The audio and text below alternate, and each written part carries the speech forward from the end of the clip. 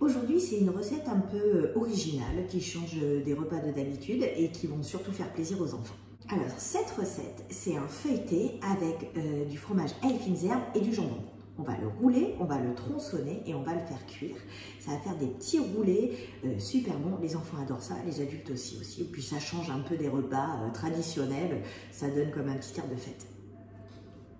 Alors, pour ça, il vous faut une pâte feuilletée, du fromage à tartiner Elfinserb ou si vous n'aimez pas du fromage nature et du jambon. Donc dans un premier temps, on va ouvrir notre pâte feuilletée, on va la dérouler.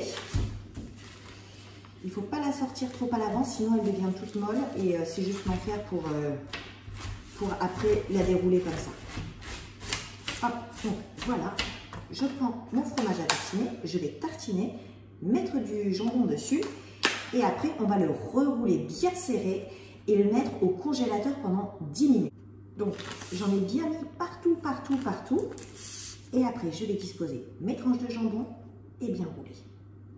Bon, vous voyez, il reste des petits trous. Donc, je vais découper le jambon par petits morceaux et je vais remplir les petits trous restants pour qu'il y ait vraiment du jambon partout.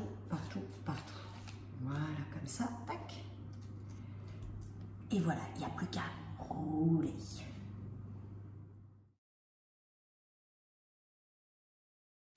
Donc, une fois que c'est fait, vous gardez le papier dans lequel était la pâte brisée, vous l'enroulez bien dedans et 10 minutes au congélateur pour pouvoir après bien le tronçonner sans que ça s'écrase et que ça devienne tout moche. Elle n'est pas très dure, mais suffisamment pour que je puisse la couper et faire de belles rondelles.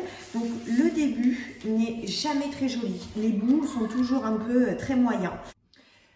Donc voilà, c'est ce que je vous disais. Voilà, ça va pas être forcément très joli, mais bon, allez. On attaque.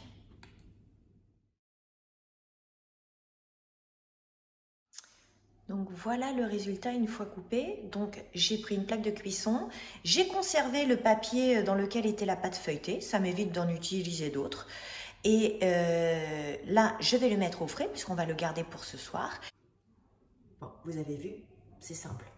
Donc je le mets au frigo, je vais mettre mon four à préchauffer à 180 et après un quart d'heure, 20 minutes de cuisson, vous regardez en fonction de votre four.